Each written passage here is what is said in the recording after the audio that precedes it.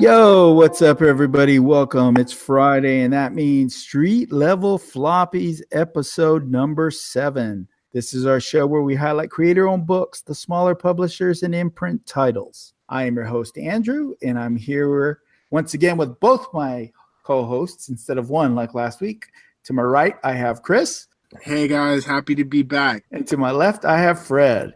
What's up? Hey, so we're here to talk some comics as usual and to remind you that we are proud members of the Nation of Nerds, and our goal is to entertain, educate, and introduce you to some new, exciting comic books.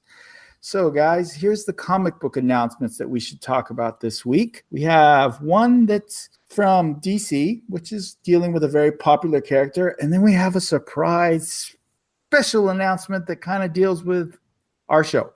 Okay. So the first one, Batman, Curse of the White Knight, written by Sean Gordy Murphy.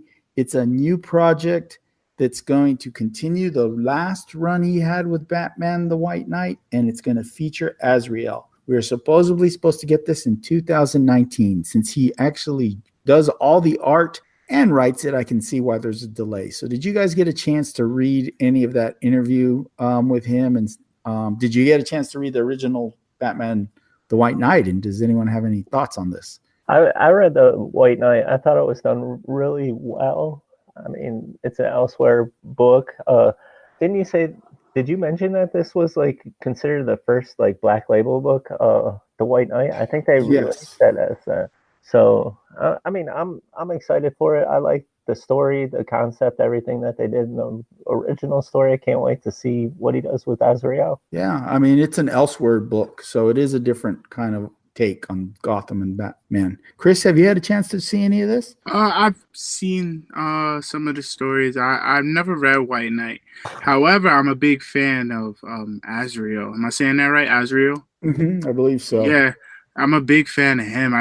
I know like some people don't like him because they say like he was just like a product of the 90s and stuff like that. But I personally always thought he was cool, kind of with that sword and the whole like Christian crusader kind of thing going on. That was really dope. So I will go back and probably read White Knight.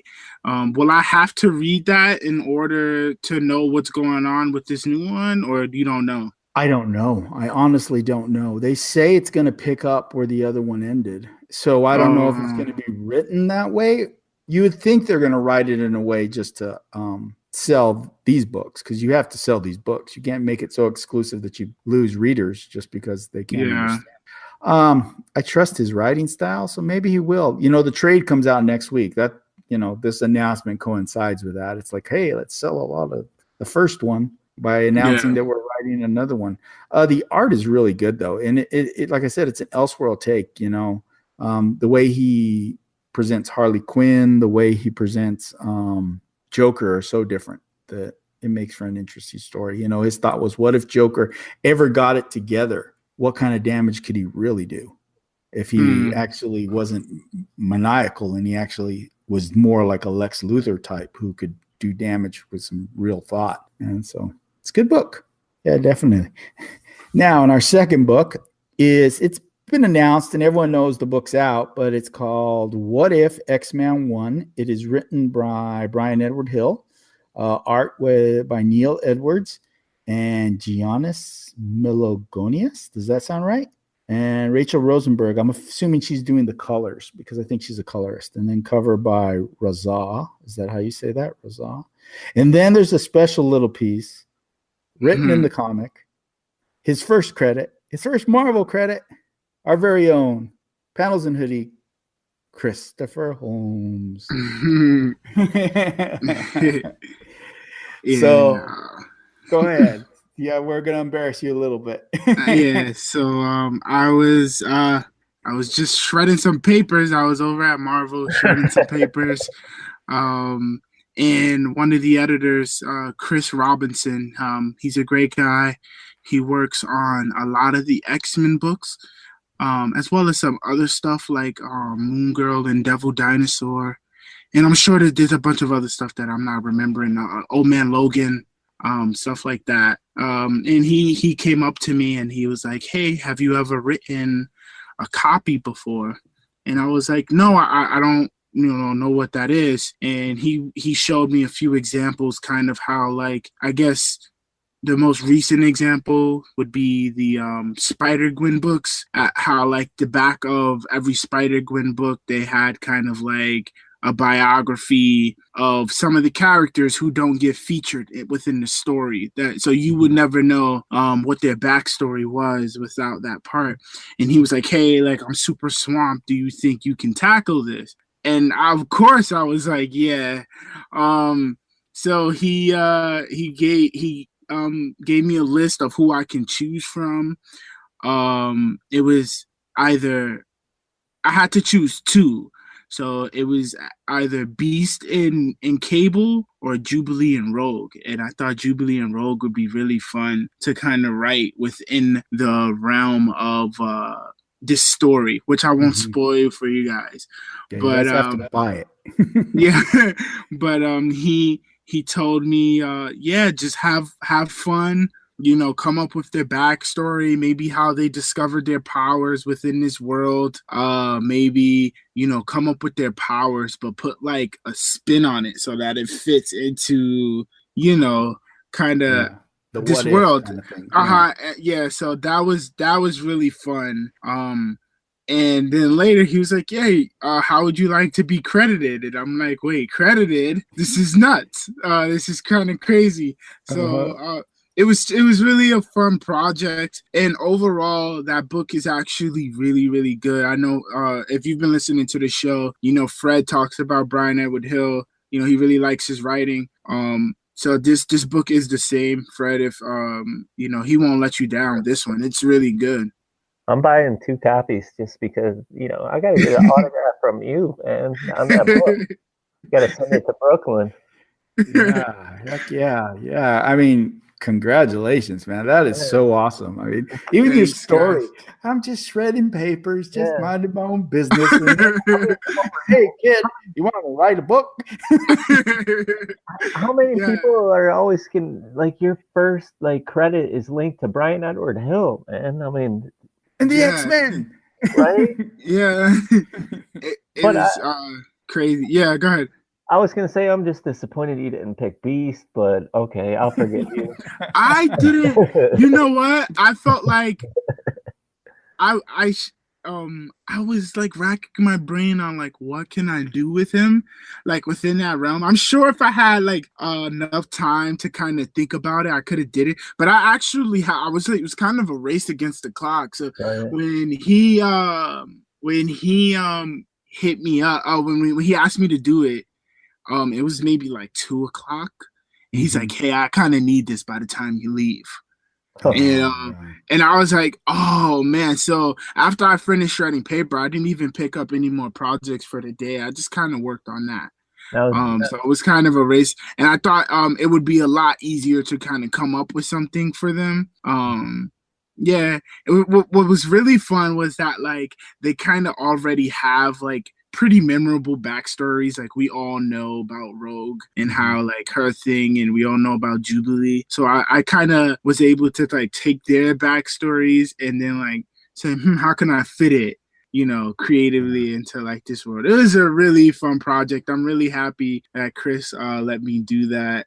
It was really fun. It brought a smile to my face to kind of see the name credit there. I was like going around the office showing everybody like my name's here. And it was tough just keeping the secret. Like you told us what, like a month and a half ago? Yeah. Is it that long? It's been a while, yeah. Yeah, it is. And I'm like, I can't tell anyone. I was afraid to even tell my kids. Yeah, that is wild. So people, go out and buy it. What if X-Men 1, Brian Edward Hill, and Christopher Holmes? Yes, I get just as much credit. Nice. Well, okay, guys. Well, that's our news for today. That was fun. Maybe next week someone will have a question about Chris's process after you read what he did, and we'll let him answer it for you. Cool. So let's go into our books for this week, the 6 books that we chose to review. There were some pretty good books. It was definitely one author shined above the others. He had 2 offerings this week. And we're going to go ahead and start with one of his offerings, Parish number 3. The winners knew making a drug from the ash of the dead could have deadly consequences.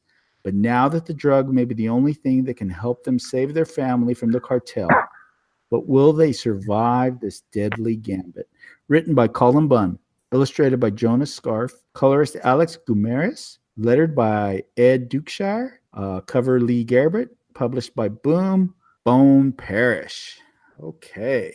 Chris, what'd you think of Bone Parish? Okay, so this is issue number 3. And I believe we've reviewed both books so far on this show, and each time I've gave them a 5. Yeah. And this one doesn't let me down. I don't think it's as strong as the previous issues, which I'll get into that, but it was good. And it did have its moments. My only problem with this book right now is that it's starting to show that it's a limited series. Which is fine, but I'm starting to have problems with the pacing, and I'm starting to have problems with how some of the events are kind of coming out. I don't know how to go through this without spoiling, but you get this group that is kind of trying to come for the family's, I guess, territory. Really aggressively. You guys know what I'm talking about. Yeah. But I kind of feel like we don't get a sense of, they kind of touched on it in issue 2, but you don't really get a sense of how they're in a position to do this. You know what I'm saying? They're kind of just come out of nowhere and just do it. Yeah. So it just feels like there was some sort of a time gap between issue 2 and issue 3, but really it takes place right afterwards. So it shouldn't feel that way, But like I said, it also had its really good moments. Like the end was really crazy. I was not, expecting that. These books have now have shown a history of having these endings that were like, whoa, that just leaves you waiting for the next one. You really see that the family is at its most vulnerable point, whereas like kind of in the first issue, they seemed really strong and really put together. Now, you kind of see them unraveling a bit. You see, stuff happening. And there's a really cool action scene in this one. And I think you guys know what I'm talking about, the shootout in the graveyard. Yeah. Oh, yeah. Man, that was cool. That was really cool. So he where he does what he does and he's having those visions of like kind of, that was hot. I was like, okay. That was great. Yeah. So yeah. Cool. Hey, Fred, what did you think about it? I enjoyed this book, not as much as the previous, but I didn't enjoy it. I liked how, is her name Bridget, how she discovered some side effect and the reason why people were having bad trips in this issue. Yeah. I enjoyed, Chris didn't name them, but he was speaking of the cartel and their advancement and the push to the Winters family. I liked the action that helped, because the Winters family seems like distracted in this book, and a lot of things go down when they're distracted. So the action picks up in here, and it just shows how dangerous, what the family is dealing with. But man, I like this book. I especially like like Chris mentioned, the end of this book. That was straight gangster right there. Like how they did that. I was like, whoa, I didn't see that coming. I'm like, man. I was like, I can't wait to see what happens if it picks up from there in the next issue. But yeah, and other than the story and things, I thought the art is still fantastic, man. It's done really well. Yeah, most definitely. Yeah, the book is one of my favorites. It was one of my picks of the week, and it didn't disappoint before I read. And that idea, like you're saying in the graveyard, of, in essence, they used the ash as a weapon, was really cool. I'm not going to say how they did it exactly, but they used the ash as a weapon. That was awesome because it showed another side of how creative and useful that drug is. And if, the bad guys discover how to use it in that way, wow, all bets are off. And the family dynamic, it seems to be falling apart. You know, the mom, you have her over here doing some things that are not probably smart. And she probably was suckered into something, you know, so that she wasn't around when this hit happened. I think it's going to come back to the mafia family. The New York family is somehow orchestrating everything. And this book's a lot of fun. I mean, it has that, you know, it really got into the gangland this time a little more, but yet you still have the sister story, which gets deep and dark and kind of scary with what, you know, we're getting deeper into how she's coming up with these drugs and some of the things she experimented with that strange ex-boyfriend of hers that's no longer with us, you know. Maybe. So there's a lot. Good book, definitely. If you were going to give it a score, Chris, what would you give it? I'd give it a 3.5. Okay. It is a great book. I personally wish that the pacing was a little bit better. As far as the story, I felt like it jumped a bit. But it's a good book. 3.5. Rushing, probably. They're trying to rush to get it all done. It feels a little bit rushed. Yeah. And Fred? I'll give it a 4.5. I enjoyed the tension in this book. I think, you know, if the New York family gets involved, then wow, that's going to be another level. But what's happening right now, I dig it. I'd give it a 4 too. I just really enjoy this book. It's probably one of my favorite books of the week, even including if you're going to throw in the Marvels and the DCs. Like I said, I really look forward to this book. It doesn't disappoint. Maybe it's not to the level of the first two, but it still was very entertaining. It was my favorite read of this week for sure. All right, now book number 2, Stranger Things 1. The nostalgia-igniting hit Netflix original series comes to comic book shelves. Follow Will Byers into a dimension of decay and destruction where he must use his wits and resolve to dodge and the pursuit of the Demogorgon and escape the Upside Down. Based on Will's unseen journey during season 1 of hit Netflix show Stranger Things. Written by Jody Houser, pencils by Stefano Martino, inks by Keith Champagne, cover Alexi Bricklot, colorist Lauren Aff, letters by Nate Pecos of Blambot, and a ton of variant covers. Bear with me. A variant cover by Lee Bermejo, Francisco Matina, Clayton Crane, Rafael Albuquerque, Lucio Perillo, Babs Tarr, and Kyle Lambert. This is Stranger Things, published by Dark Horse, excuse me. So I watched Stranger Things and I really enjoyed the show. So at the same time, I kind of brought this up last week when we were talking a little bit about Killmonger, how I don't tend to like comic books that are based on movies and shows. They're just, I don't know, they just try too hard to be the movie, or they try too hard to look like the movie, the way they're drawn. Just they don't always hit. So I was kind of going in with, you know, my usual bias as I read it. And then the book was a bit confusing. I was really like, I don't understand how this, what is this? You're retelling the same story. I'm lost.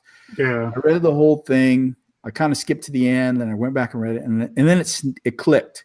And the key is what the solicit just said. And I should have read this. Based on Will's unseen journey during season 1. So this is about, it's not a spoiler because you should see the show before you read this book, or you're not going to get this book anyway. It's about what Will's perspective while he was in the Upside Down. Well, the whole show's going on. Will's in the Upside Down, and this is what he was experiencing in the Upside Down.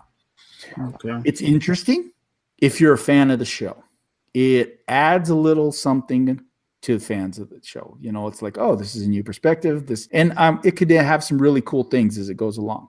I cannot recommend this book to not fans that are people that don't know the show. They would be lost and they would be disappointed. And there's not a lot of dialogue, and there's a lot of weird scenes that are flashbacks or to things that happened, like the kids playing Dungeons and Dragons, that if you haven't seen the first episode, isn't going to make sense to you.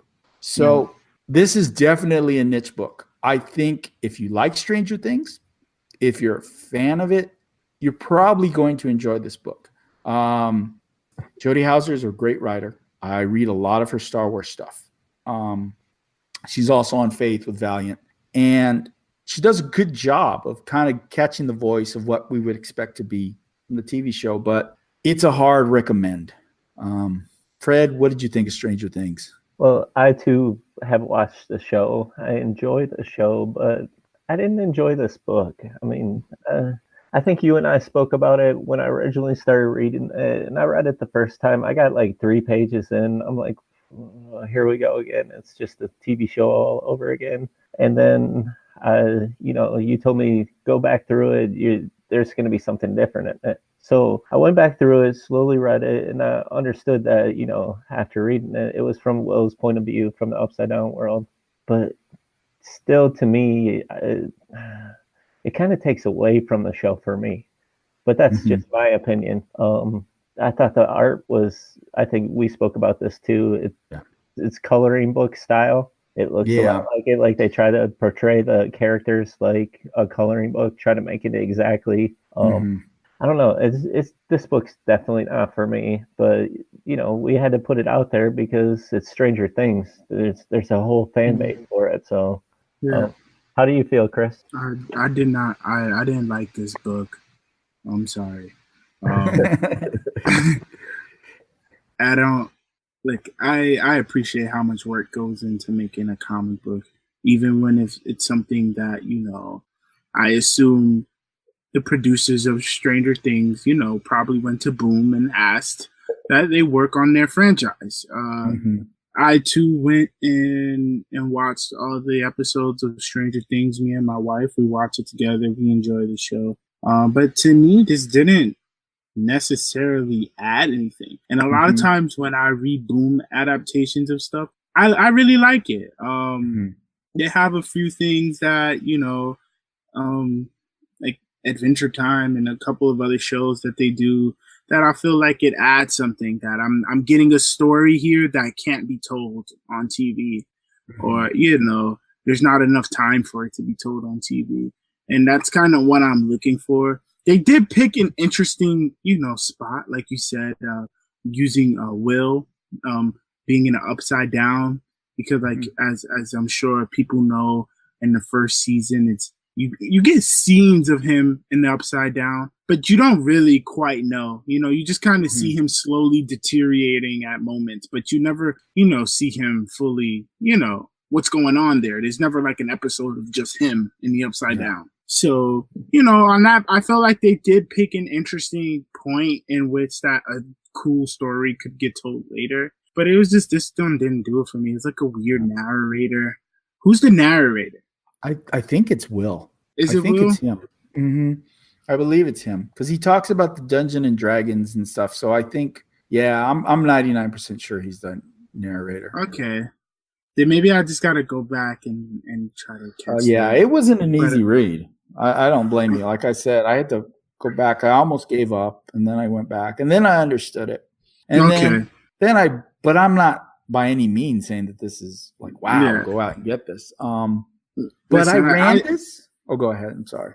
No, I was just gonna say, like, because I know we tagged the creators on our show, and I know like no creator's just gonna get on and just like put whatever story and this and that. I just personally didn't think this is the one. I do think it sets up, maybe for later issues, to come in and try to do something, but this one didn't do it at all. No. I was just going to say that I ran the idea by friends of mine that aren't necessarily comic book readers who are Stranger Things fans, and they were intrigued. And some of them might look into it, and that's kind of the point that I'm putting out there, is that maybe that's the audience that they're going for, is to try to get some Stranger Things fans to come and segue into a comic. They put together a good team. I mean, you even heard all those variants. I mean, they went out and got some rock stars to do some drawing on this, but the art, like Fred said, it's always like that. I remember the old original Star Wars books I was telling him when Star Wars first started making comics, and it was that style. They're trying so hard to make it look like Mark Hamill and Harrison Ford and Carrie Fisher. They just, like you said, look like a coloring book. You mean like before the Disney acquisition, right? Yes, like, before. Yeah. We're talking before they were even, or maybe they were Marvel books, the original ones. So I'm not talking about the, I think they were with Dark Horse for a while. Those are actually pretty good. But those old original, like the adaptation of the very first Star Wars movie and some of the size of just the way they're drawn just takes you out of it. And I think the new Star Wars books, for example, at Marvel, They just let the artist draw. And they're not so concerned about making this needs to look like this actor. And and I think they're better. I mean, the writing's very good too, but there's still, it helps. So that would be another knock on it. I hate to knock on it, but I'm sorry, you're saying? No, I'm just saying, yeah. I hate to knock. It's always difficult, especially I think for a writer to kind of come in, because the writer for this comic book, I don't think she's ever written for the show, right? Maybe she has. I'm not 100% sure about that, but she's written a lot of Star Wars. Like she just did a run on Admiral Thrawn. So she's used to working with properties that probably have a lot of oversight. You know, it's a nice way of saying there's a lot of people sticking their fingers in her stuff, probably saying, you can do this, you can't do that, you can do this. Okay. Yeah. Because I was going to say that, there's obviously a lot of oversight with Star Wars franchise and other huge franchises like that, because you want to make sure it's being true to continuity and stuff like that. And there's so many things going on, especially Star Wars. You can't conflict the book, you can't conflict the video game, you can't even conflict the colors of Darth Vader's buttons. Wow. Okay, I'm pretty sure everything has to be 1-to-1 perfect on those type of things. Wow. But I think that we'll see. We'll see. Yeah. So Fred, I'm gonna have you be the first one to take the shot. What are you gonna give it? I'll give it a 2.5. 2.5. Okay. Chris? A 1.5. 1.5. I'll go about a 2.5 too. I'm being kind today, but yeah, it may get better, but it's hard. It's hard to adapt something like that. It's hard to capture the magic. All right. Book number 3, Friendo number 1. Leo wasn't allowed toys as a kid, but now that he's all grown up, he's going to take yours. He used to play by the rules, but then governments and corporations set fire to the rules and still expected him to behave. He probably would have if he hadn't been for his new friend, Jerry. See, Jerry isn't human. He's a personalized marketing VR, and he's malfunctioning. Written by Alex Pacanadel, art and cover by Martin Simmons, colorist D. Cuniff, letters by Taylor Esposito, variant cover Kim McLean, published by Vault. Friendo, Fred. Okay. This book, we all know the tools like Google Assistant, Siri, Twitter, Facebook, even Alexa, and how they're used with marketing. Well, welcome to Friendo. Friendo is a book dealing with a society obsessed with technology and capitalism. While politicians ruin the society with I think it was called the Bernays Act, where they start a fake marketing phenomenon. It kind of sounds like Facebook to me. I don't know. But we have our main character, Leo, and we see him in the beginning. He's super young, and his father seems to be ministering against the fleshly desires of the world. Which, when we fast forward ahead, and it seems him being brought up this way is intriguing to me, because when he gets older, you see him when they fast forward, he wants everything. He's seeking attention, he's seeking money, he's seeking fame, whether if he's just getting in a car accident and hoping he's on TV. This book to me is very intriguing. It has a real sense of look at me, kind of like society today. What do you guys think? You mentioned Bernays, which is really interesting. So as you guys know, I'm a media communications / public relations major, and Edward Bernays is kind of who they call the father of public relations. I recognized that when I was reading, and he was the little history lesson. He was the nephew of Sigmund Freud, the famous psychologist. Yeah. And he took he took the ideas of Freud about kind of like the human's inner desires and, stuff like that, and used it to help corporations sell things. So yeah, he was kind of one of the first people to sell people on what they want instead of what they need. And it's really interesting. So based off that, I was already interested, especially for a lot of the points that Fred brought up, that you kind of get this character who seems to want to do anything, just to get noticed. And you see a lot of other, people in the book that are kind of the same way. And I think it's really like a social commentary on like how far will people go, or with the internet, and you get things like YouTube and certain videos where you can kind of record yourself, and there are monetary incentives for you to do so, to kind of do the craziest thing that you can do to make some money or to get noticed. I agree with Fred that I found it intriguing as well for those same reasons. Very cool. Yeah, I agree. Very Kardashian. How they sell themselves on their social media and have built an empire that way, in essence. It's a look at me, and it's just them behaving badly, basically, most of the time. I didn't enjoy the book as much as you guys, and I've thought about it. It just may have been too real for me, and I just didn't feel like going down that rabbit hole. It was kind of depressing. The early part with the father felt a bit abusive.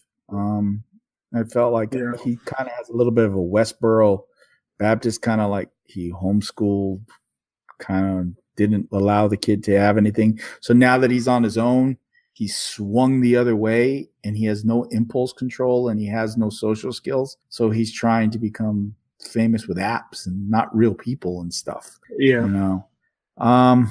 Yeah, it just wasn't one of my favorite books. I'm sorry, Fred. There was a moment in here where I was like, what the hell's going on? Like, there's this club, Leo's an actor, so he dresses up as Wizard of Oz, and there was like this kinky Wizard of Oz go-go dancing thing. It kind of reminded me of, like, if you guys heard of like furries, that's the type I was like, what is going on in this world? Yeah, it was whack. And then they come out, and then what was that supposed to be? Like lava or ash? It got wacky. It got wacky. Yeah. And then the homeless man goes off the rails, and I don't know. I mean, it's something that I maybe need to go back and look at, because I've read so much about this book since I've read it. Like, what am I missing? What am I missing?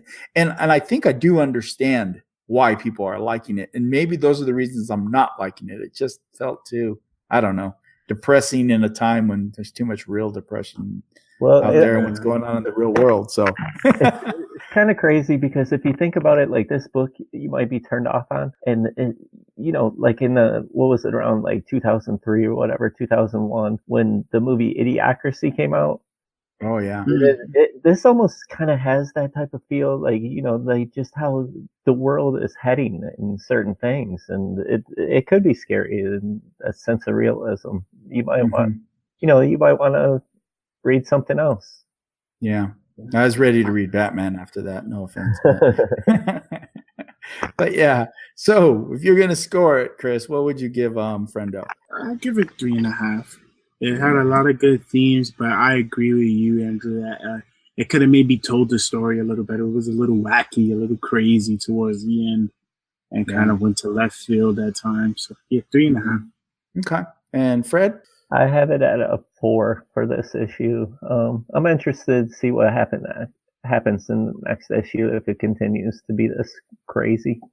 Mm-hmm. I'm going to give it a 3, because I do understand what it's trying to do. It's just not my particular style of comic that I want to read. All right. Now let's move on to the next one. Maneaters #1. Eisner nominated and New York Times bestselling thriller writer Chelsea Cain returns to comics with an ongoing series. A mutation in toxoplasmosis causes menstruating women to turn into ferocious killer wildcats. easily provoked and extremely dangerous. As panic spreads and paranoia takes root, the fate of the world rides on the shoulders of one 12-year-old girl. Part cat people, part the handmaiden's tale, Maneaters will have everyone talking, from the creative team behind the Eisner-nominated series Mockingbird, written by Chelsea Kane, artist Stella Greenvoss, penciler and inker Kate Niemensky, colorist Rachel Rosenberg, letters by Joe Carmanga, cover by Lita Mitaquique, variant cover by Lita Mitaquique, Maria Sanapo, and Beth Park. So there's 3 variants. Published by Image. Maneaters, Chris. What'd you think of this crazy book? So I went into this one a little bit blind. I had no idea what it was about. Fred was writing, throughout the week, asking me like what I thought about it, but I kind of got to this one a little bit later. So I didn't know what I was getting into, but I remember you guys like saying in the chat how like this is gonna be the one people are talking about. So I was like, okay, I gotta get on this. And man, was that crazy, right? So I hadn't read any like solicitations for anything. I just started reading, blind. And so I had to kind of figure out what was going on as I'm just reading the book. And as I'm starting to figure out what's going on, I'm like, man, this is some imagery. This is some, this is crazy, right? It's important though. I feel like this kind of gives me, even though it's a different topic, it is very kind of socially relevant. Just like when we were going over Border Town, which that was more about kind of immigrants in their place in America. This one is kind of more about women and just their place in society, and maybe how men view women and things like that, or what happens when women get the power. It is a very interesting book.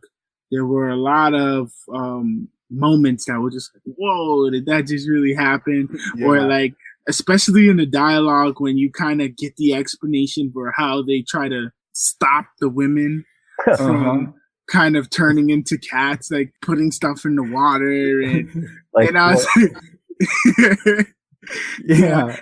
and even something funny about that is, I don't know if you guys stayed with it after the book was over, but they kind of had these advertisements in the back of the book. No, I didn't see that. You guys didn't see it? Did you see it, Fred? I skimmed through it, but I didn't read them all. Yeah, there was one cool one where I don't want to. It was just like estrogen-free water for the boys.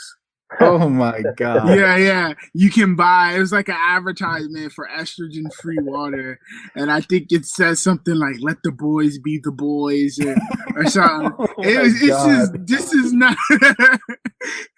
This one was crazy. This one was good, but I did like it. Yeah, nice, Fred.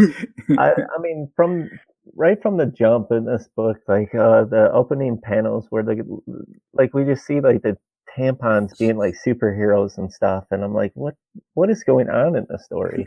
And then like I keep reading, then you find out that the main character is playing with them like they're her superheroes, and it was funny. This book, it was a lot of fun.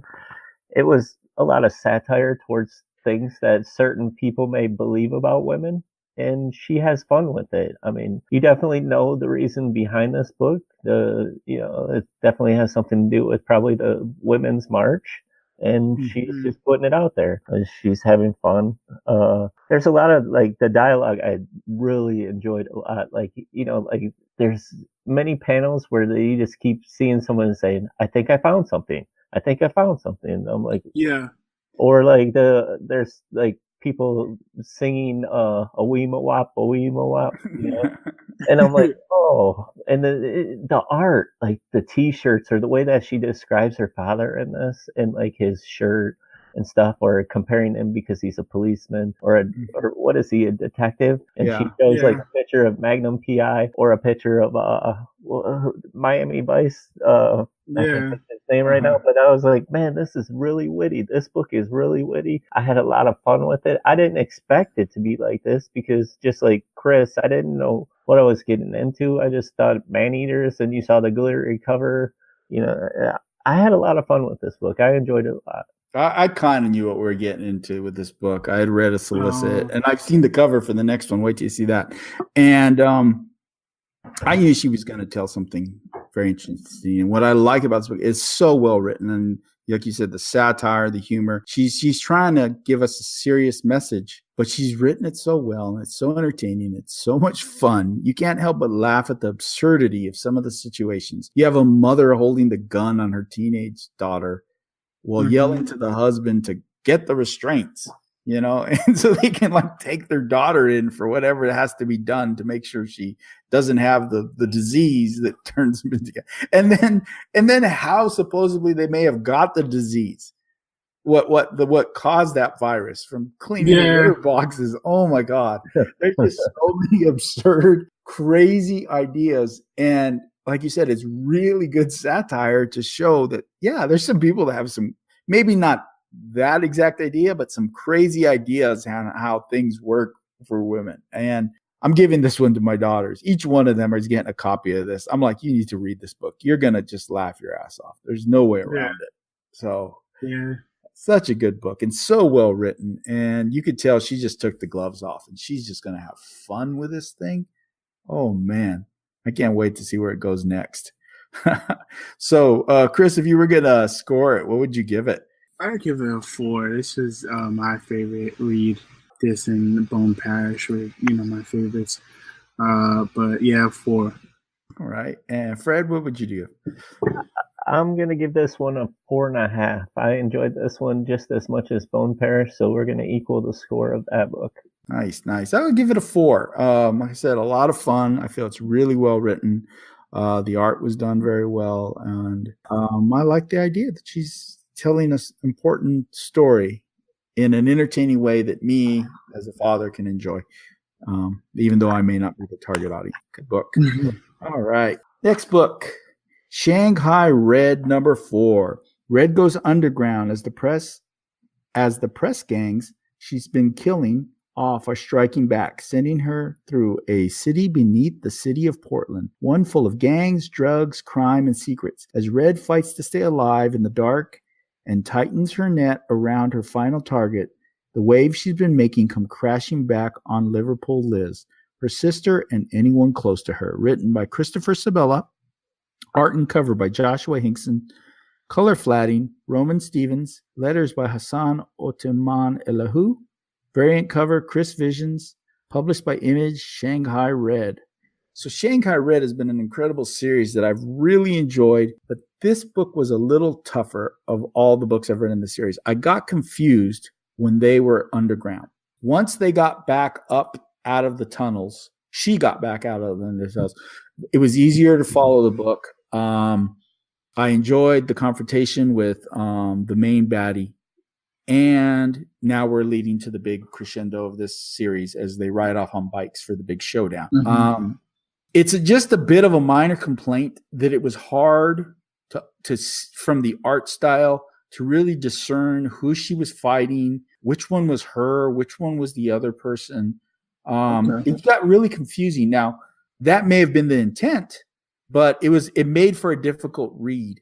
But I was so happy that it kind of, once they got out, it kind of got back on, for me, on track, just me personally, and I enjoyed the end. A minor nitpick, because I'm an old man, the lettering style on this is difficult to read.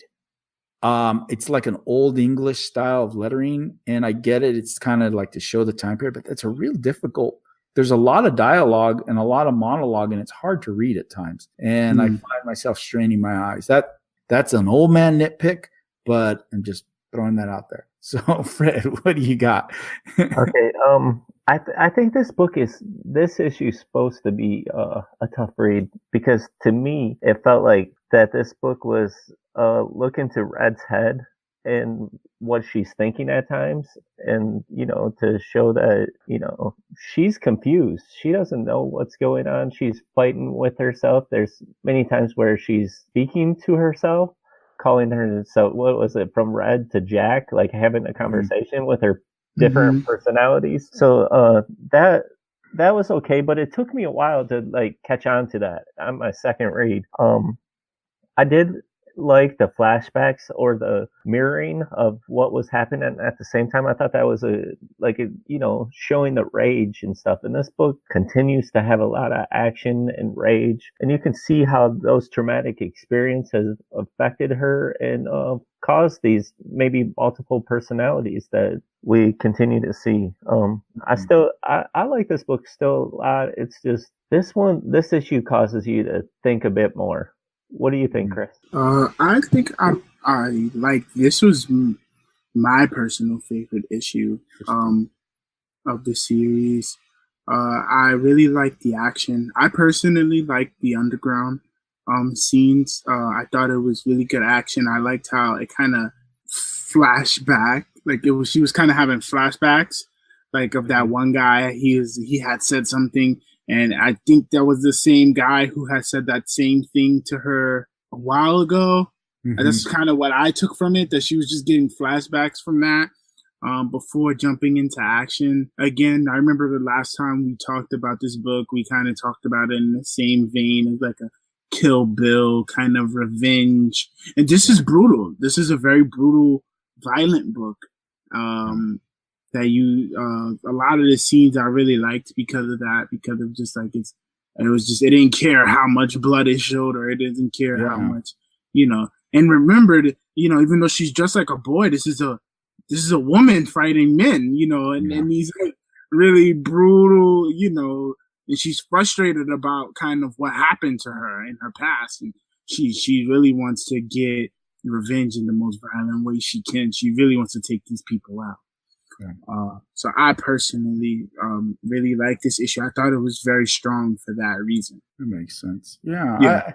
I didn't hate the issue. I liked it. I'm definitely going to give it a score. But I guess that first part confused me, and it took a couple of reads. But again, that may have been intentional, as Fred said, that we were meant to be confused. We were meant to really that's what I think. That she was lost down there and stuff, and the whole world, and how no one down there even really helps her. They just kind of tell her, "Don't come down here anymore. Get out of here."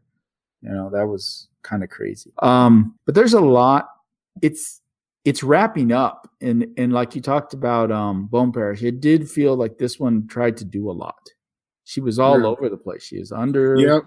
Yeah. She went and she dealt with a politician type guy. She goes back to her ship. And I'm like, where's her crew? And we kind of got to remember that what's going on over there with the ship. And then they come and get her, and she's riding off on the bikes for the big showdown for the saloon and the woman that owns the saloon, Liverpool Liz. So it's like it's racing to the finish line, which is kind of exciting, but it feels a little rushed.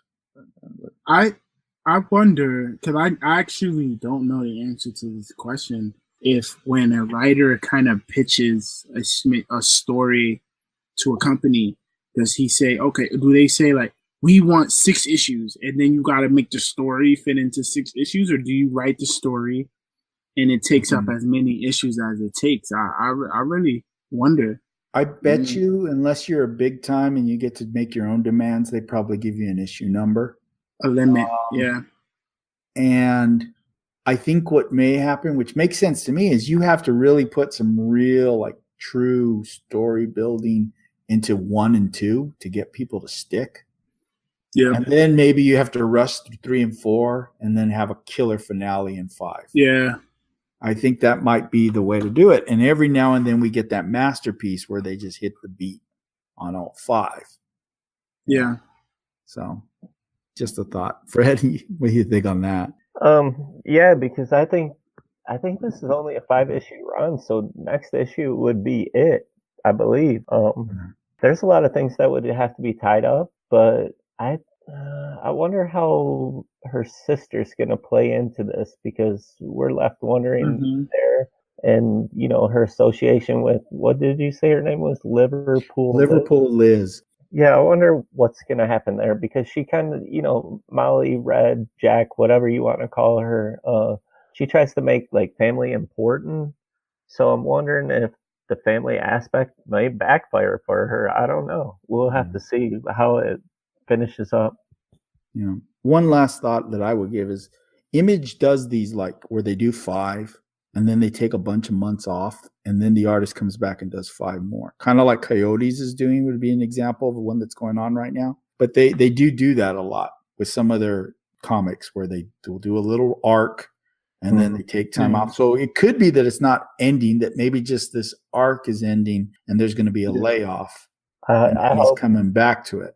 Right. I hope that's because I like anything Sabella does, and you can see like Chris is enjoying it because whether it's Crowded or this, or House of Muck, it seems like, he's rubbing off on Chris too. So that's for sure. Yeah. Yeah. Well, I like the book too, definitely, without a doubt. So if you were going to score this, Chris, what would you give Shanghai Red? I give it 3.5. I even though I really did like it, I do agree actually with a lot of the points that you made, Andrew, about it jumping a lot from place to place. Like she's in a lot of different settings, having a lot of different fights. Yeah. So it's that part I didn't quite. Yeah. So, but it is good nonetheless. So 3.5. Right. And Fred, what would you go with? I would give the same exact score, 3.5. Same, 3.5s. I really love the series, and it's hard for me to knock down. Like you said, Sabella's doing such great work. The brutality, the art is beautiful, and it's done very well. So, all right, last book of the night, Cold Spots #2. Dan has tracked his estranged wife and daughter to the Drury Island off the coast of North Carolina, and the closer he gets, the colder his surroundings become. A cold so deep it can freeze the flesh from your bones lingers in the air, and Dan is starting to believe his daughter might be the key to this dawning, bone-chilling, supernatural winter. Written by Cullen Bunn, art and cover by Mark Torres, letters by Simon Boland, published by Image. Cold Spots. Fred, what did you think of Cold Spots? Okay, if you're a fan of Cullen Bunn's Harrow County, chances are you're going to enjoy Cold Spots. Right off the jump in issue 2, the police are finding people iced out, not like diamonds or on their wrist or necklace, but these people are literally ice cubes.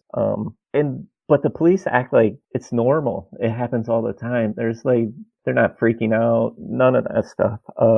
In this issue, we meet some new characters. We meet Zeb. He's a creepy looking Duck Dynasty dude that he just looks like there's something going on there. I don't know what it is, but I guess we'll find out. There was a discussion that him and the main character Dan had. Dan I think he was driving around in his Jeep, and the radio was going on, and it was talking about like it's gonna be enjoy the summer. It's t-shirt weather, t-shirt shorts time. Grab your sandals, head to the beach, something to that effect. And he was listening to that, and he's wondering, this city that he was listening from is like an hour away. How come it's so warm there, but it's so cold there? And it pans to the panel where his whole Jeep is surrounded by Premonition's ghost, which was pretty freaky. I mean, I think the art adds so much to the story. It's done so well. It adds to the eeriness. The first time I read this, because I read Friendo and a couple other books, I didn't catch everything in this book, but I'm glad I reread it because I had more of appreciation for this. What do you guys think? Well, I personally liked it. It still has some of the problems that I thought it had in issue 1, which is just like it's a lot of dialogue, but you're not really learning much. You do learn, kind of that he's the father, but I think one of you guys kind of figured that out back in the first issue when I don't remember. I think it was Fred. He kind of pointed that out. I think he's the dad and stuff like that, straight from the first issue. So that wasn't really anything. I'm still I think I'm going to go back and reread the second issue to kind of rewrap my head around what's going on with some of the characters, because I felt like I don't quite get it. But however, there were some moments like the one you pointed out with the ghost surrounding the car when he's kind of sleeping in the car, the conversation with the old man. And then also like you mentioned when he's talking to the detective, and the detective is kind of like, it's like an everyday thing. And then like you see someone go up to the detective and it's like, hey, we got like a similar problem, close by, so that's terrifying. You don't know really what's going on in this town. and I'm interested in finding out more. Yeah, if I were going to describe this one, I would say slow, very slow. And I told you that I feel like this would be wonderful in a trade. Like I might want to, if we were doing a show, trade weight for this. And you kind of thought, oh, you don't like it? No, that's not what I mean. I think some books do better in a large format where you read 6 in a row, where it's in a trade. And I think it wouldn't feel as slow because it would just keep building and building. Because I think that's what he's doing. He's building it. He's giving us a little bit. He's building it. But in a single issue format, like I said, it feels like there's not a lot going on. There's just these little tiny reveals. There's some art that shows some shocking moments. Like he hasn't had an interaction with these premonitions, with these ghosts. Yeah. They're surrounding him. There's off-panel bodies being found. And then we get the last panel is the first time we really see some interaction between character and creature, in essence, whatever they are. So I think that this is going to be a good, almost like a TV show. You know, you would have to watch like, I don't know, a whole regular TV season is what, like 20 episodes or something like that. I feel that's what this is like, that this is just an episode and it's just crawling along and it's building. So I don't dislike it, but I would say it's slow. It's definitely a slower comic. Yeah, I agree. I mean, with the slow part and things, it does feel like something that you could see like made for TV, kind of like a Stephen King book. Like it's slow in the beginning, but you know there's going to be a huge payoff. I think this issue with her name's Grace, I think she has a lot to do with this, the whole city being like this. I mean, maybe that's just my feeling, because it's very eerie how, you know, they want her. It's kind of like a poltergeist kind of thing. Like she's the little girl, like they're here. I don't know if she's the ringleader of them, but the last panel where she's standing at the window. Now I mentioned this to you, Andrew. I'm not sure if she's causing the cold because she's touching the window and then you see like ice forming around. That's intriguing to me. I don't know. I don't know. Did you guys get that feeling from it? I didn't feel she's causing it, but I feel she's somehow connected to it. Like they were there, and that's why the mom's talking about that she needs to be here. This is her place.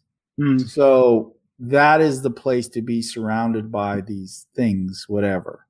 And so she's for some reason connected to them, but I'm not sure she brought them there. I have a feeling this kind of stuff was already there. That's just my take. But yeah, that whole thing, all the like, what was up with all the little dolls and all that stuff?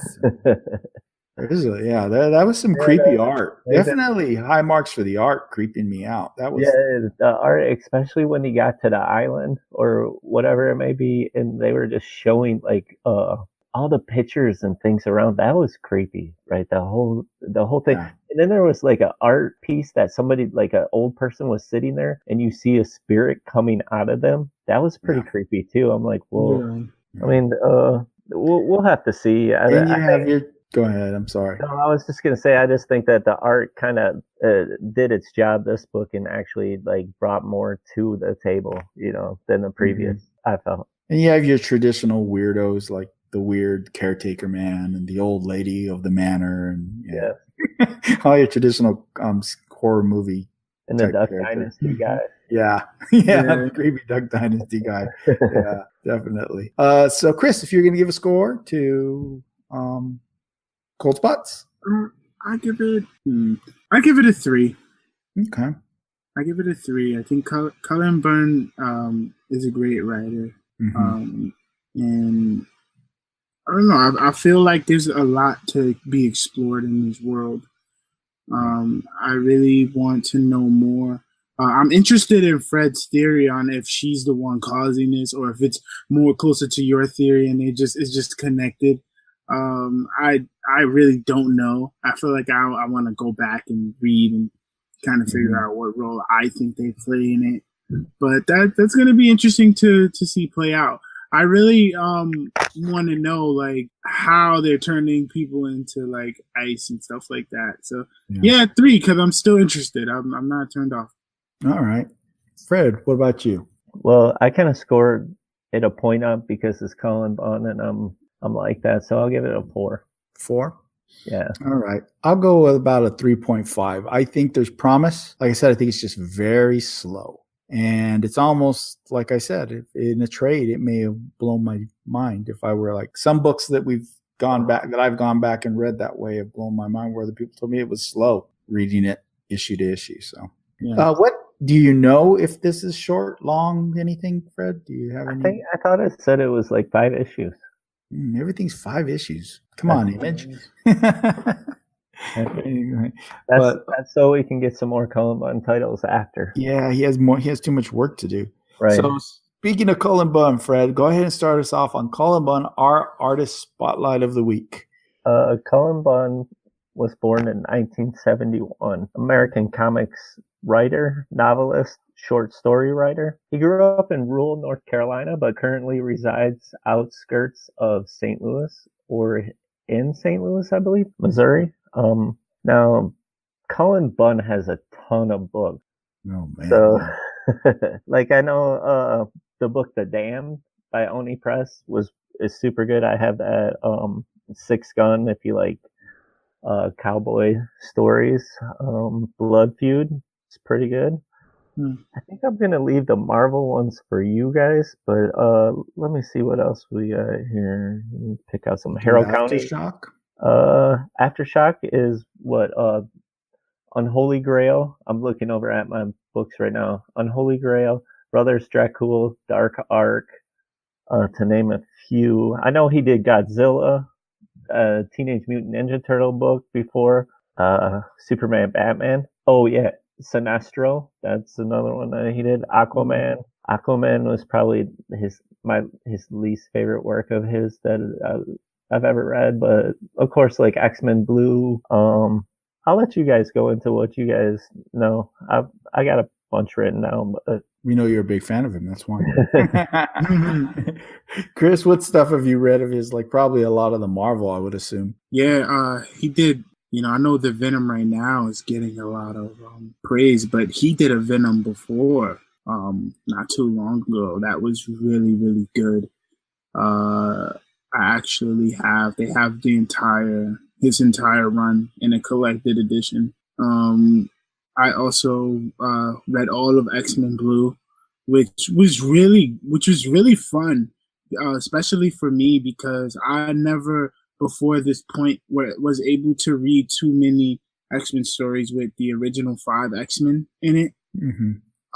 I just didn't, everything that I know of or read was Claremont and forward. So like, I never got to see like those 5 kind of together.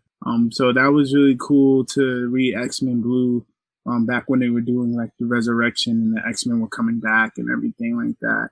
And he was kind of running it. And for a long time, I felt Blue was the more popular X-Men book, before like Astonishing came out and some other stuff came out like I think Generation X, but Blue was definitely better than Gold for a long time. It still is. But yeah, so that's kind of what I know mostly by him was the Venom and the X-Men Blue.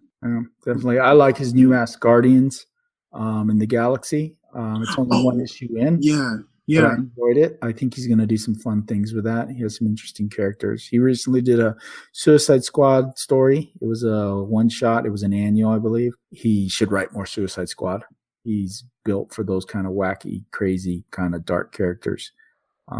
He just does so much. And I think this is a great example of we like to talk about is if you're not really into indies and you don't know how to segue into some indie books, this is a guy that you're probably reading. You may not realize it. Like we've named Aquaman, we've named Superman, the X-Men, Venom. These are not small titles. These are big time titles. Yeah. And at the same time, because he's a hardworking man, this guy is always writing books. There's so many great things. Like we reviewed Parish. It's probably one of our favorite books on this show, without a doubt. It seems like all of us tend to really score that high whenever it comes out. Cold Spots is evolving into something. What else is he doing, Fred? No, but he has done like Deadpool.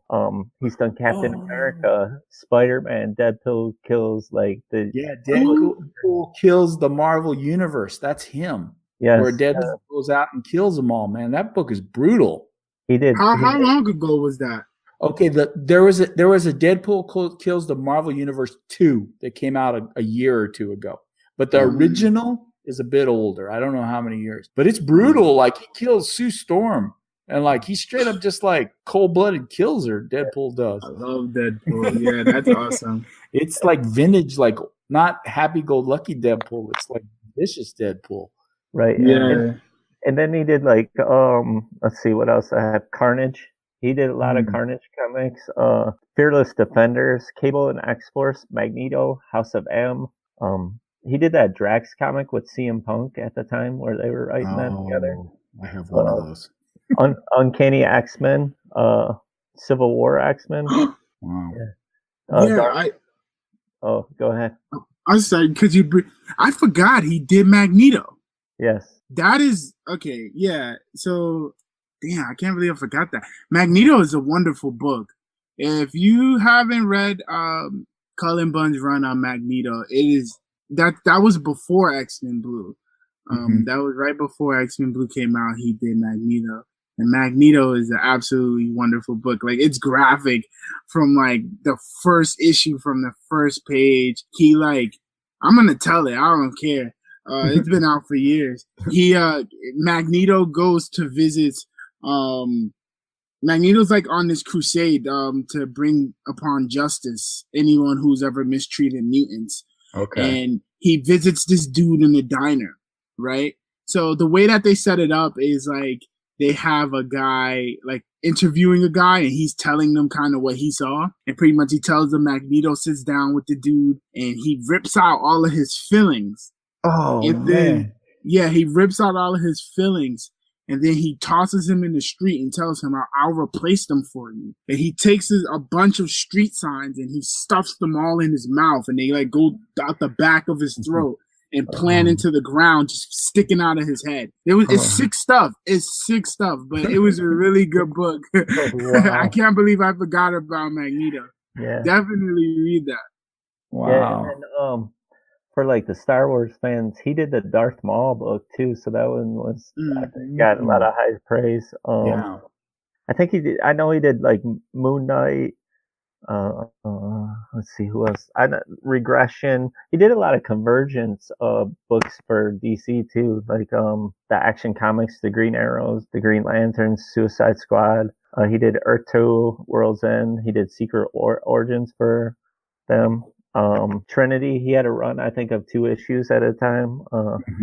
He also did, for Dynamite, he did Army of Darkness, Red Sonja, The Shadow, Voltron, Battlestar Galactica. Oh, and currently there's a book in Image, I think it came out this week too, is Regression, which is another horror book that he does. It's pretty good. He did Conan Slayer. I mean, he does pretty much anything horror. I hope to see him do Swamp Thing someday. Yeah, that would be cool. I mean, it's obvious that, I mean, we keep naming him. We don't even remember half the time how much he writes. He's constantly writing. He's constantly pitching. I know he has more, because a lot of his X-Men stuff ended. So he's done. He said that I'm done with the X universe for a while. But I know he's not done with. Yeah, he said that he's going to take a break, that they're going to have him do some stuff. So, but that means he's not done at Marvel. So I'm really curious what else he's going to do. Well, I think he has a run of, is it called the Vault of the Spider-Verse or something? Like it's a 4-issue. Is he doing that? Oh, yeah, I believe he is. And then he has, what else is he doing there? The Asgardians book, of course. Yeah. Is he doing any of those Marvel Zombies or Marvel whatever? Well, no, that's Marvel Zombies is from the guy who you guys reviewed last week, Ice Cream Man. Oh, Prince. The dude. What's his name? Is it Prince? Is that his last name? I forgot his name. Sorry, I don't remember. I forget either. But he's the one that's writing Marvel Zombies. Oh, and he's doing like a crossover like Vampirella and somebody I just seen like a couple days ago. Elvira? No, I forgot. Red Sonja. Those are all like characters on Dynamite. I can't think of the other character, but it's like 2 characters. Like he's gonna write the Vampirella, and then there's an author that they like share the book together. Interesting. Yeah, the man works hard. I mean, there's no doubt about it. He's always writing books. Yeah, check out Cullen Bunn. I mean, even some of the books we may have been we're a little tough on cold spots. It's still a really good book. Yeah. So, all right. Well, that's our spotlight for this week. So let's throw it out there to our open forum, our kind of round table, and our Fred Reads Comics section, where Fred's going to tell us all the awesome books he discovered this week. And we'll talk about some other books that made some noise, because there was one big one that made a lot of noise. This week I read 24 books, but I don't think I'm going to read all 24 books. All right. Just give us the highlights. Okay, the ones that I really enjoyed. Okay, the first one, because like Andrew and I both get our books from DCBS, so some of them I have to wait on. And one book that I really enjoyed was the final book of the Jeff Lemire run of Hit Girl, number 8. That one was really good. I enjoyed that a lot. It's fun. It's a lot of cussing, but it's fun. And a lot of violence. Return of Wolverine, number 1, I caught up on too. That book was great. It was a good time. I'm not too sold on his suit yet, but I enjoyed it. It's good to see him back because, X-Men. Okay, let's get into this one. Heroes in Crisis, number 1. Probably the best book I read all week, hands down. I like the shock value. I'm going to get a lot of hate mail for this, but I enjoy them killing off some characters. It's about time. I really enjoy that. Well, whatever, Dido. I mean, my favorite character growing up is Superman. So, Superman died, and it was hard on me. Yeah. Some of these characters have died multiple times. You got to get used to it by now. Come on now. Yeah. You guys want to talk about theories with that book? Ooh. Yeah, I guess we could. I mean, if you haven't read the book, you might not want to hear some of this because our theories on who might be the killer and that type of thing. Yes. Yeah, that might be fun. What do you think, Chris? I don't have any theories, but I know you guys keep up with the DC books for a while, and there's been kind of hints leading up to this event that, talking about Sanctuary and who knows about it and stuff like that. So I think you guys would know more about that than me. I went into Heroes in Crisis just kind of as a singular book, not knowing anything that predates it.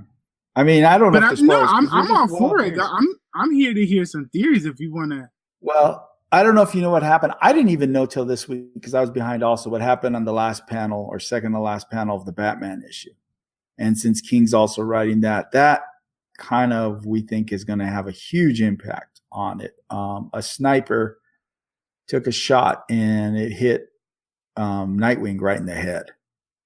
Yeah. So Nightwing is hit with a bullet in the head and it ended. So there's a lot of theories that Nightwing is going to be suffering from some issues and maybe he is in Sanctuary.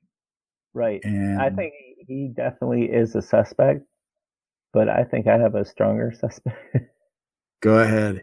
Hit it. My suspect is due to the Flash War and everything, Wally trying to find his kids and things like that and the things he went through. Wally, nobody kills a Flash. We all know that because he can change the timeline and everything.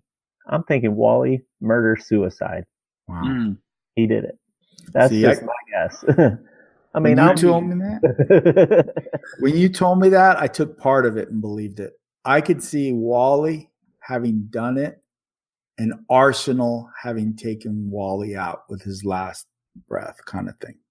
That's why they're both together. Yeah. You guys are going to make me cry. Yeah. I think I'm sad.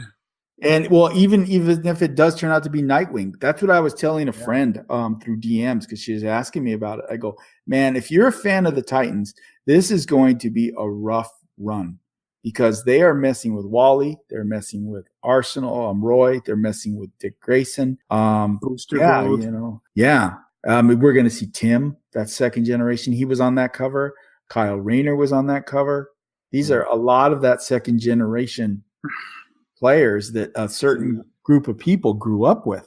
You know, to a lot of people, Wally West and Kyle Rayner are Green Lantern and Flash. That was their Flash. I'm older. My Flash was Barry and Hal, and then later Stewart. But I didn't grow up with a Kyle Rayner like a lot of people did. So it's This is just the. I feel like the the place where Marvel fanboys are right now and DC fanboys are right now is just two totally different spaces. Because like right now, Marvel is having their Infinity Wars, right? Mm-hmm. But like it's some cool stuff. Like the characters are fusing with each other. You're getting Ghost Rider mixed with Black Panther combined, and like Captain America mixed with like Doctor Strange. You're getting all these cool fusions and just a bunch of fun stuff. It's a great book. And then you go to DC and everyone's favorite character's dying. And it's like, no. You know, it's weird, isn't it? It feels like it flipped. Because if you would have talked to me a year ago at this time, you know, we were coming off Secret Empire and everybody was down on Marvel and how could you do this to Cap, and Natasha was killed, and you know, it seemed like Miles was going through because, you know, the vision that he was going to be the one that killed Cap. He was a mess. Just all that stuff. They were in that place. And DC was all rebirth and happy. And yay. And it's like they said, okay, switch. It's like, and they both switched, you know? I don't know. Maybe they can't both give us happy at the same time. Maybe there's some kind of unwritten rule that the two, you know, editor-in-chiefs call each other. Okay, it's switch time. It's your turn to be dark. I'm fine with, you know, realistic, more grounded stories as long as they're being told, you know, for a reason, that it's not just sad for sadness' sake, you know, or just dark for darkness' sake. I really feel like there's something to be told here. There's a story to be told here.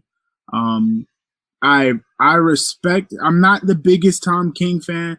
I didn't keep up with this Batman run at all. However, as you guys know, I'm a big Mr. Miracle fan, and I'm also really liking this just based off of, you know, Tom King's willingness to talk about mental health in his stories, which I find to be very refreshing. Even though this is dark, I feel like there's going to be some sort of hope coming out of this. You know, this was definitely to see like Superman just kind of come down and you just see him kind of solemn, you know, just he's just like Flash confirmed. He's just like saying all the people who's dead, you know, and just you see him there, and there were some powerful moments, you know, with the Trinity there, just kind of taking in what happened. You know, they're just looking like, is this really happening? You know, we're the three most powerful people in this on this planet, and like we let this happen. You know, what's going on? You know, I just it was an amazing book, man. We could have an episode just about that book. But like, that was a good one. Fred? Yeah, it was a good book. I don't want to take up the whole show and talk about this whole book, but yeah, it's definitely I'm interested. There's a lot of deaths, but even in Mr. Miracle, there's a lot of deaths. So King kills. People know that. You should know that already. He killed Orion. He killed Grandma Goodness. He kills. This is something King does. If you read his vision, you know, both the son and the wife are killed. In that book. What's his name? Richter. It's Richter, right? Doesn't fare too well off of that either. The runaway kid. So it's something he does, and I trust him. My only last thing I would say about it is trust the process, people. It's one book. And I personally don't think this is permanent. I don't think there's no way this is permanent. There's no way. It's you know, I personally don't think so. I don't think they're gonna leave these characters dead. Wally just came back. You know, it's not gonna happen. I think I'll leave that for another time. Right. There's plenty of time-changing characters in this book, so you know. All right, moving on. I also read Lost City Explorers 4. We didn't talk about that. That one was. How was that? It was good. The girl, what was the main? I can't think of the main character's name, but she gets to Lost City. She finds it. Nice. And then the payoff, and so I mean, there's a lot of things in this book. There's a lot. She progresses. Let me tell you that, and I don't want to spoil it because I know Andrew probably hasn't read it yet. No, so I haven't. So, but yeah, there's some movement in this book. Teen Titans 22 was really good too. I enjoyed that one. It was nice to see Red Hood in there working with Damian. Yeah, that was a surprise. That was a good book for me. I Wow. kind of had lost interest on Teen Titans. I felt I didn't understand what they were doing with Damian, and to find out that he's actually working with Jason, I would have never in a million years thought those two had been working together the way they fight with each other. Right. And the fact that Damian has gone over to that screw my dad attitude for doing it this way. Yeah. With that's gonna lead to some shit when Papa finds out. Yeah. I've caught up on issue 3 and 4 of Edge of Spider-Geddon. Man, I really like this this arc. Like all the new characters that they introduce and different Spider-Mans. It's been a fun book. Justice League Dark #3. This book, like each issue has been great, and that's coming from a guy that doesn't like magic and liking a magic book. So it's been super well done. I read Harbinger Wars 2 Aftermath. Haven't read it yet. I liked it. Does it feel like its own thing? That's what I was worried, because it's like an afterword of the event. It's like a little tag on for the event. Yeah, it kind of progresses, and I think that it's trying to build up Livewire. To prep for her own book, which is coming out in December. I think that's the reason behind this book, actually, to like, build her up, because they show her with Ninjak and the other characters. Gotcha. Let's see, I think those are pretty much like the ones I really. Iron Hammer. I'm not getting into the all amalgam characters. I don't know. Yeah. But I keep reading them because I'm trying to, I get everything with the Infinity Wars, and these are just happen to be the tie-ins. Yeah. I like it. It's interesting. And one last one I did catch up on with Mr. and Mrs. X #3, and of course I'm reading that because it's Kelly Thompson, so I'm enjoying that story arc too. Good stuff. Chris, what have you been reading this week? Probably a lot of X-Men. So listeners in the show know I'm always reading some Marvel. But outside of Heroes in Crisis, like I said, I'm thoroughly refreshed by that story, and I even asked my co-hosts who love DC for some suggestions so that I could kind of start reading more DC. I actually haven't read a lot of X-Men. I did caught up on my X-Men Blue. I believe the last issue that came out is the last issue that's going to have them as a team. So now we're just going to see them in Extermination, and then I believe that's it. So X-Men Blue is done. So I caught up on that. I've been reading, on your recommendation, Andrew, the Charles Soule. I don't know how to say it. I believe it's Soule. Yeah, Daredevil. I picked up a trade where Kingpin is like mayor. It's kind of crazy. I think it's the latest trade to come out. I've also been reading the Spider-Geddon stuff, which is, like Fred said, has been really good. Spider-Geddon 0, which is kind of prequel to Spider-Geddon, which is coming out soon, and it features the Spider-Man from the video game, which was a lot better than I thought, because you can really tell that the person who wrote it played the video game and beat it. Just as far as like certain things in the plot. And that I thought was really interesting, because I thought, okay, they're probably going to have him in this, but it's not going to, tie into the video game too much. But it really did. And he's kind of teaming up with Superior Spider-Man. Nice. Which was really fun. And, for those who played the video game, you kind of know that was interesting, because, the role Dr. Octopus plays in that universe and stuff. So that was a really fun book that I didn't expect to be that good. but it was. Of course, catching up on some X-Men, catching up. I'm also reading some kind of Silver Age Captain America that I've never gotten into before, which is kind of cool from like the 70s. I don't know. There's some weird stories in there, like Captain America fighting like biker gangs and stuff like that, which is kind of cool. Nice. But yeah, you know, I'm always just catching up on older stuff, just racking up my lives. But that's mostly what I've been reading. Very cool. Yeah, my reading, I am so behind. I've just been so busy, but I did try to read some DC books. I read the Wonder Woman book. I enjoyed it. Orlando's run has been a lot of fun. Nice. I think he did a good job of making me like Wonder Woman again, because I'd been off that book for a long time. So that was a lot of fun. Let's see. I read Harley's book was actually pretty good. It was a lot of fun. It was very like Deadpool-y this time. Like she ruined the continuity of the DC universe because the villain wrote a comic book that was different or something like that, and she owned the comic. It was really goofy and crazy and did some really crazy Harley things. And I enjoyed it. I just felt it was really entertaining. I like Harley. Started the Aquaman. It was the last one of the Suicide Squad Aquaman combo. Again, Harley was the star of that. Without other words, that book was kind of blah. I don't know. Aquaman needs to do something fast. I know they're changing creative teams and it's time, because I think even I, who have been a loyal Aquaman reader, I finally hit my limit on this. They need to come up with something new. Yeah.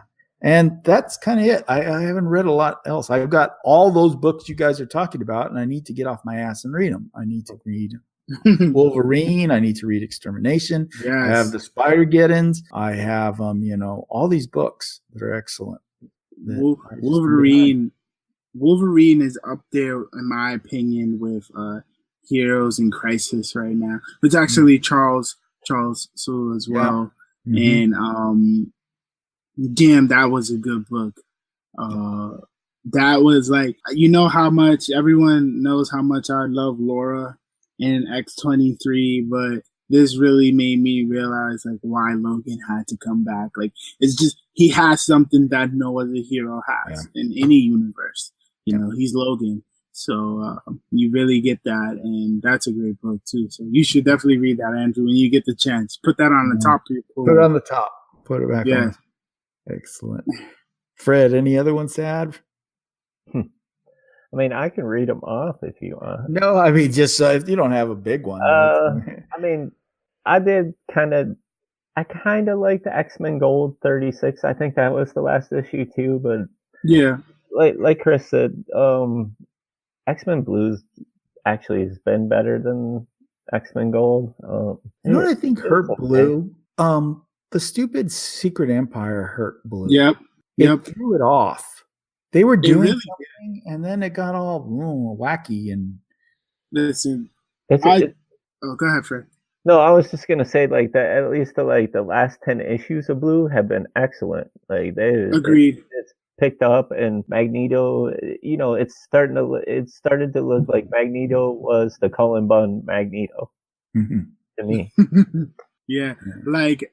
I totally agree with that, Andrew, because when it first started, it was kind of like this fun, kind of like, it was almost like it felt like a Teen Titans, or like they were like these young heroes trying to find their way. It was like a Champions, but a little bit better. And Jean was leading it, and it was really onto something. And they were fighting these really fun enemies. And then I remember, like, out of nowhere, it was just like a Secret War time. I'm like, wait, what the hell? Like, why are they captured by Emma Frost? What's going on? And I like skipped that, and then come back, and then they had a crossover with X-Men Gold where they did the Mojo verse. Yeah. Then they broke off, and then they had another arc of like going through time, which was kind of like. Then isn't that when they did that was before Venom? That was right before Venom, where they were like going through time, and that's when you started getting the sense of they were going to get sent back to their own world. Then it was the Venom stuff, which I personally kind of liked. I don't know if I'm alone in that sentiment, but I like the Venom stuff. And then they did what was after? Then they started doing the last 10 issues that Fred is talking about, where like Magneto, they're missing in space because of the Venom stuff, and Magneto has to put together a new team. And damn, that team was good and led by Polaris. I love a Polaris-led X-Men. I hope X-Men team, and I hope that continues because Polaris is one of my favorite, X-Men characters. Yeah, I can go on about that all day. Very cool. So, all right. Unless we want to toss out a certain trailer, I mean, I think that's it for the books. Do you guys want to have a comment on Dark Phoenix? Did everyone see it? Yeah, I personally liked it. I think that there were stakes. I felt like the last Phoenix movie, it was low stakes, man. Like, this is someone who can devour sun stars and planets and stuff. And I love to see them in space. I love to see that, like, it seemed like the X-Men is actually there to kind of help her not become Dark Phoenix. I didn't like how, like, in X-Men 3, like, Scott died right in the beginning. And, Scott plays a big role with Dark Phoenix and Jean Grey, and that didn't make sense. So I feel like they're fixing everything that was wrong with that movie. And it's going to be really good. Yeah, I would echo everything that, Chris said, but I only have one issue with the trailer. It was the issue with Storm with an umbrella in the rain. There's probably a gag with that. So I'll give it a pass till we see the whole thing. No, but I mean, yeah. I'm not as high. She could have just made it stop raining, right? Yeah, exactly. I'm Is not that what the argument was? Yeah, I think so. I'm not a fan of Foxmen as much as you guys are. They've never quite hit for me. They've never felt like my X-Men, what I wanted from the X-Men. At least they put them in some yellow and blue type uniforms this time instead of the black leather. I would have liked, the way Apocalypse ended, the way they were dressed. The individual, I think it's time for those movies to allow the X-Men to be individual uniforms. I think that's what I miss at this point. Instead of like, I want Rogue in the green. I want Nightcrawler in the blue and the red. I want, that personality that they are instead of the generic. We'll get it in the MCU for sure. Yeah, well, you're probably right. Though. Probably the MCU is about the only cinematic universe that could pull off something so damn colorful. Yeah, I agree with you. Deadpool, you got to give Deadpool credit. I mean, it does go for the color. It's not scared, to make it colorful. Those kind of reminded me of like the Grant Morrison uniforms. Yeah, with the big X in the middle, right? That was the Grant. I think you're right. Yeah, and he was inspired by the movies. I found that out. He was inspired by the first two X movies because that came out. His run started after X-Men 2. Oh wow! And he wanted to have kind of like a uniformed X-Men, everyone wearing the same thing. So he kind of came up with that idea based on that. Yeah, man, I like the Foxmen because, like, outside the cartoon, when the first X-Men movie came out, 2000? Yeah. 2001? I was barely old enough to read comics, so it was like, that was kind of my, like, introduction outside of, like, the animated series of X-Men. So I always thought it was kind of cool. But I totally get why, fans are passionate and kind of want, things to be like the comics. But at the end of the day, I do think that people, not like you, but I'm just saying in general, should like try to understand that these are just adaptations. It's not going to be, if you want the comic, you can just read the comic. Amen. Like I feel like some people out there just, they take it too far with this. Like if you want the comic, it's not like the comic. If you want the comic, pick up the comic, read the comic book. Exactly. I completely agree with that. That's not where I'm coming from. Yeah, I know. Yeah, I know that. Like, you're like, I get what you mean, but some people just like are all over the place with that, and I don't know. I'm scared to even bring it up because it could get ugly. Okay. But that's the whole Black Canary bullshit. Because she's not a blonde, blue-eyed actress. You know what? Just read the comic if it bothers you that much. Watch Arrow. Watch, there's so many. I mean, if it really bugs you that freaking much, this is, like you said, it's an adaptation. They're going to make one, maybe two movies. Knowing DC, they'll screw it up and only make one because it'll do bad because they'll do something dumb like they always do. I mean, it's not the end of the world. They're going to make other versions of it later. That's all it is a version. It's like the people complained about Jared Leto. Look, we already have a new Joker. Now you can all that crying you did for what purpose? People forget about the word adaptation. It's someone's interpretation of the source material. Yeah. Doesn't mean it has to be one to one. It doesn't mean it has to be every little thing that happened in the comic has to happen in the movie. Yeah, I get it, but I don't know. Yeah. I could go off, so I'm just going to zip it. Fred?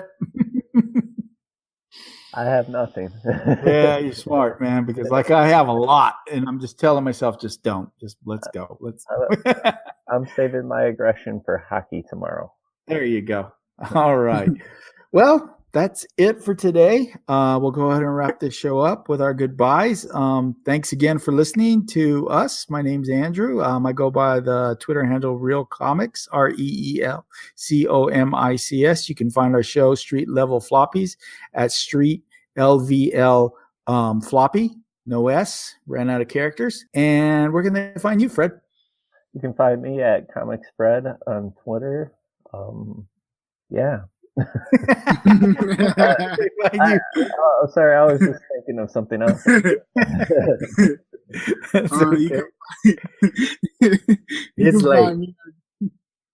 You can find me on Twitter at panels _hoodies. Definitely hit me up.